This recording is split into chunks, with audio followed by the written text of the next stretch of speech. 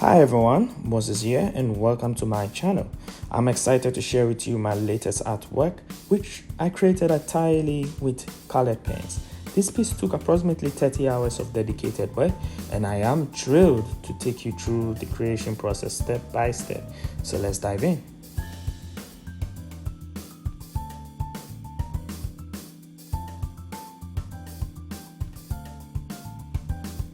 In this first stage, I am laying down the basic outlines of the face using the grid technique.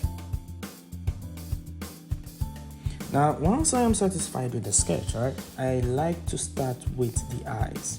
For me, the eyes are the focal point of any portrait. They bring the drawing to life, you see. So using a black pen, I carefully outline and add details to the lashes and iris. I found that starting with the darkest areas helps me build contrast early on, which gives the portrait depth as I progress. Next, I move on to the second eye, making sure to match the level of detail and shading. Notice how I alternate between different pen colors, blending them together to create smooth transitions. The key to realism is patience, layering slowly and carefully, adding shadows and highlights as I go. Now that the eyes are taking shape, I focus on shading the surrounding skin. I use a mix of lighter colors like peach and tan to build up the skin tones gradually. This helps create a more natural transition between the features. As you can see, I'm using circular motions to apply the pen strokes, which gives the skin a smoother texture. Once the brow area has been laid down, I gradually extend the shading to the rest of the upper face. As you can see there, I clearly blend the orange and brown tones to capture the play of light on the skin, especially around the eyes and nose. It's important to take time here as the face texture and smooth transitions between light and shadow define the portrait's realism. At this stage, I'm basically refining the skin tones, adding more depth and contrast. Now, notice how the color blends seamlessly. This is the result of slowly layering different shades. I'm using light strokes to avoid harsh lines, which helps create a softer, more natural look. The contrast between the warm oranges and color browns brings life to the skin. And as you can see over here.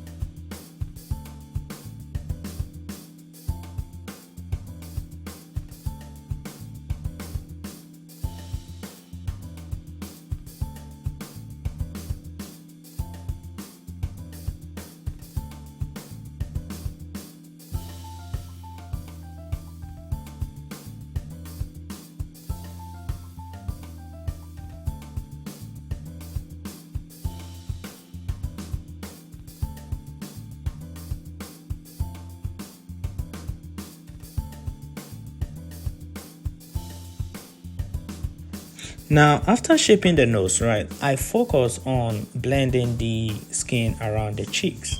I use the same orange and pink tones to build up the warmth in this area. The goal is to smoothly transition from shadows under the brow to the highlights on the cheeks, creating a three-dimensional effect. As you can see, I also start defining the shadows around the nose. Eventually making sure the shadow flows naturally across the face.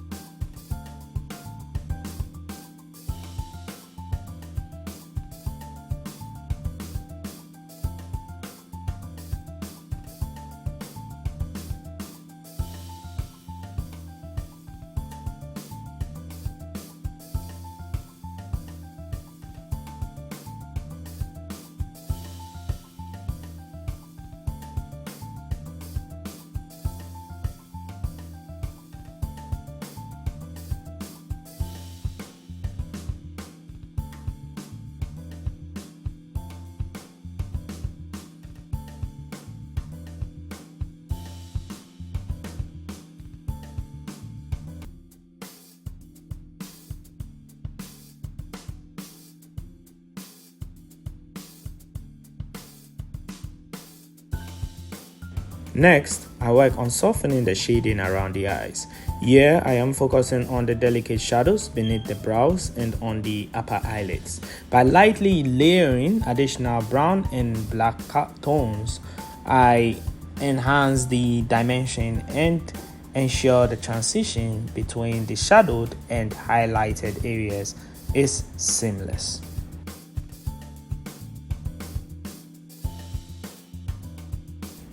As I move lower, I begin adding more depth to the cheeks and around the nose. I'm using a combination of warmer tones like yellow, orange, pink, and brown to shape the curves of the face. The gradual layering of colors helps to build a more realistic skin texture, making the portrait feel more lifelike.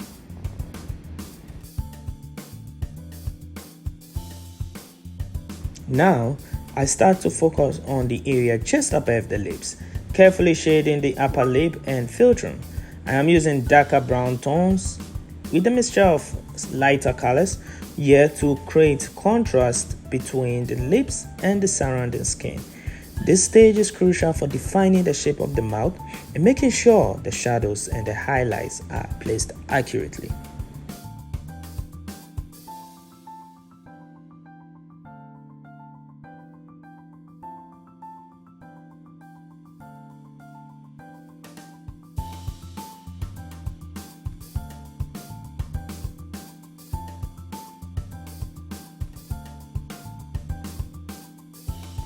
Now, I move on to defining the lips, starting with the upper lip.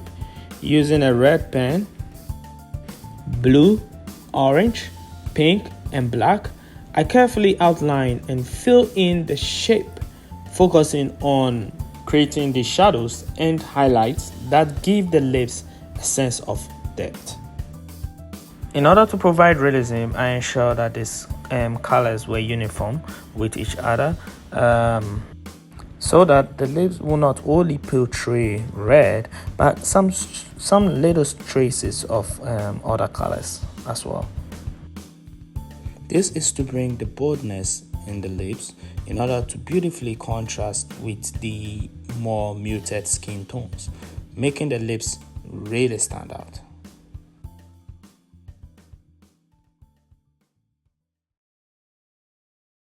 I then start working on the teeth.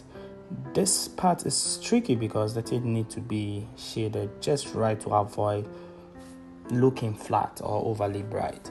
I use subtle shading to define the edges and give the teeth a natural look, keeping them slightly darker where they recede into the mouth. I then continue refining the mouth by adding more shading around the edges of the lips and teeth. This helps integrate the features and ensures that the lips look naturally positioned within the contrast of the face. The balance of the highlights and shadows brings everything together, making the mouth look more three-dimensional. At this point, I am working on refining the details of the teeth and the lips, right? Using a darker red for the lips helps to enhance the contrast, and I also add subtle shading to avoid the teeth to avoid them looking too flat. It's important to maintain the balance between the brightness of the teeth and the deep shadows in the mouth.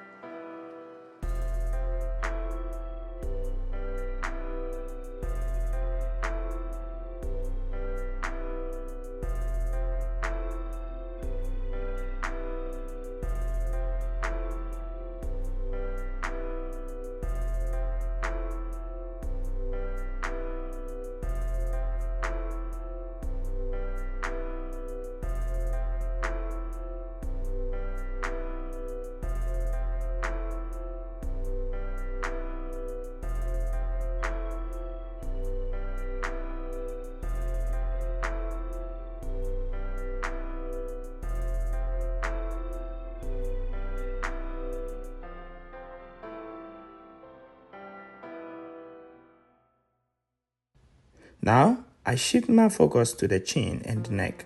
I start by adding light shading to the chin, working my way down to the neck, using a combination of brown and orange paints. I begin layering in shadows that help define the contours of the face. The neck area requires careful attention as I need to capture the transition from light to shadow along the jawline and down the throat.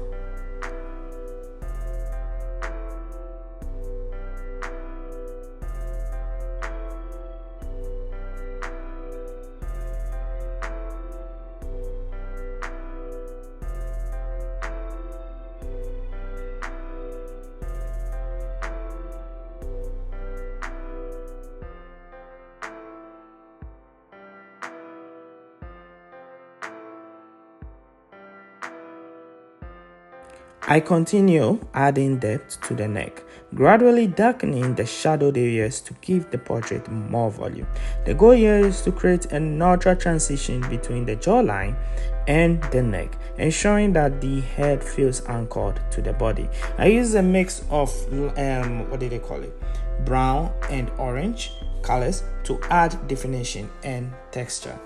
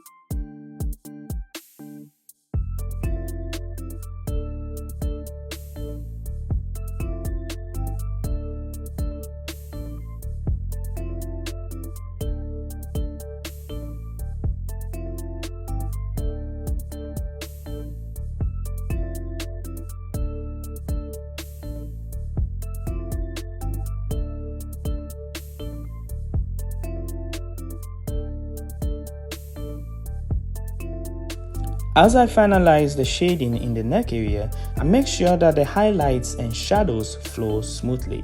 I add a few more layers to the jawline, making sure the shading enhances the structure of the face. At this stage, the portrait is starting to come together, with the head and neck feeling more connected and lifelike.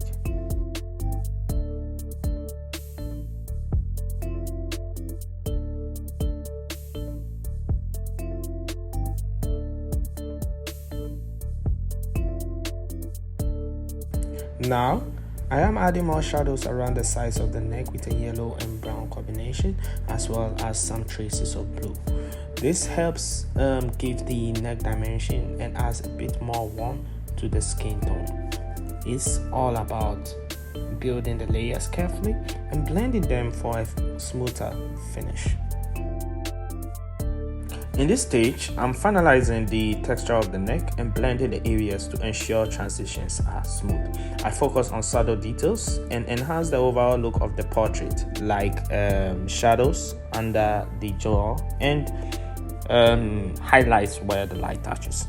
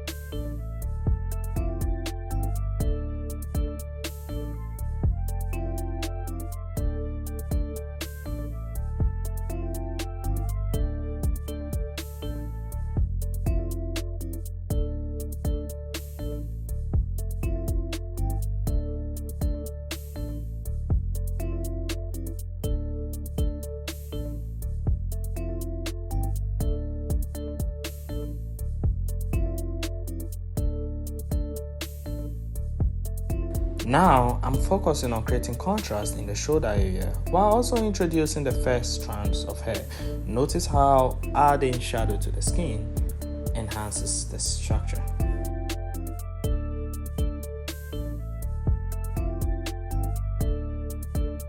Here, I'm focusing on the ears. To be honest, the challenge is to capture the metallic texture while keeping the reflective qualities intact. Fine strokes and subtle shadows are key to making the earrings pop.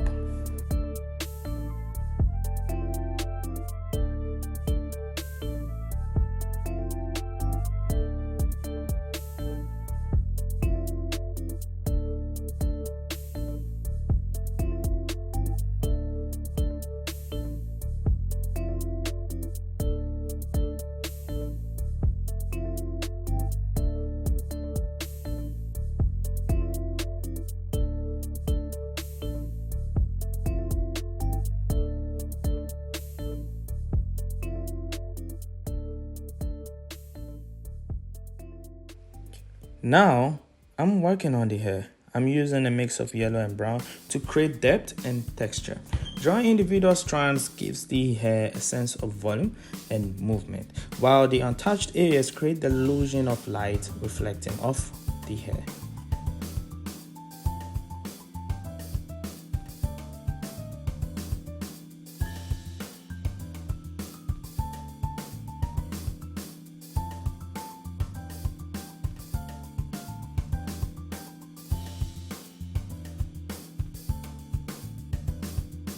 Here, I'm adding more definition to the curls and shadows in the hair.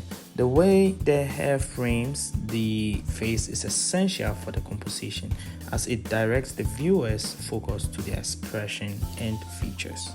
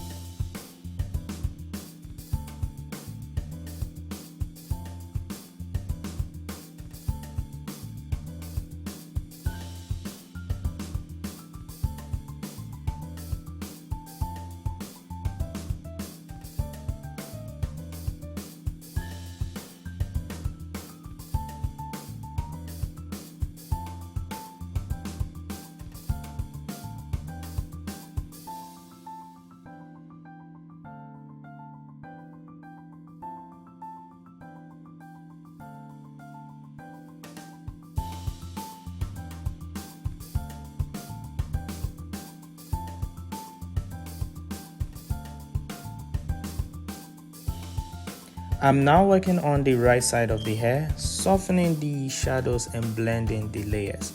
The balance between light and dark is crucial to make the hair look realistic and natural.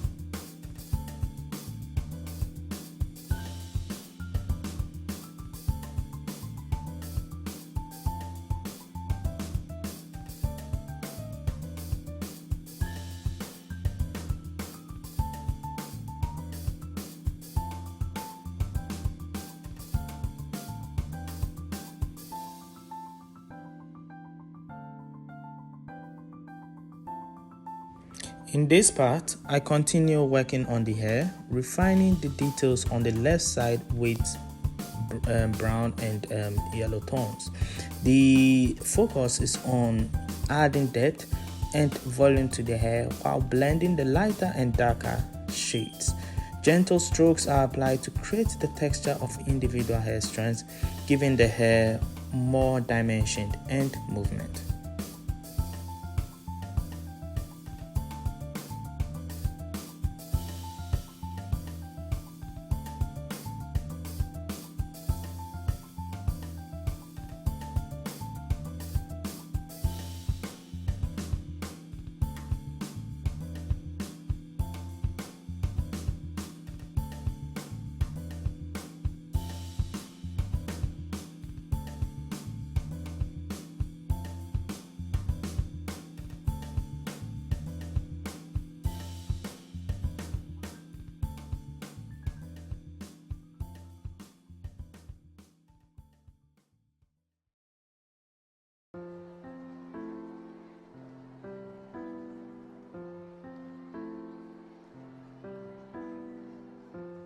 Now I'm working on refining the shadows between the neck and the hair.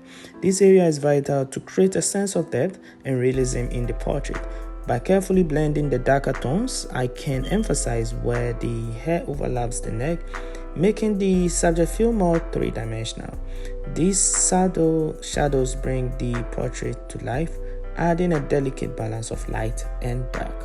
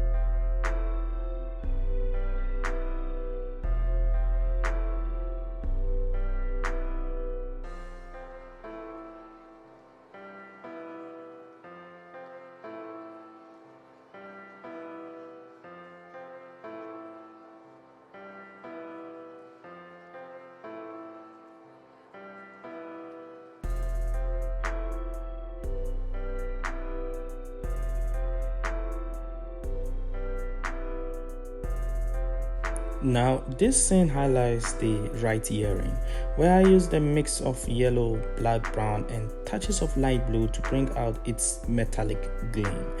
The shading is carefully done, right, to give the illusion of light bouncing off the earring, adding depth and making it pop up against the skin. This part of the portrait is essential to the overall look, capturing the elegance and luxury of the piece. As you can see, the finished detail enhances the balance of the portrait. And here we have it, the final piece. After countless hours of attention to detail, Marilyn Monroe has truly come to life, brought forward by nothing but pen strokes. From the delicate lines in her hair to the subtle yet powerful expression on her face, right? Every stroke was a labor of love. I hope you enjoyed this creative journey as much as I did. If you want to see more portraits, add tips, or follow me on future projects, don't forget to like, subscribe, and hit the notification bell to stay updated. Your support keeps the artistic journey going, and I can't wait to share more with you. Thanks for watching, and until next time, keep creating.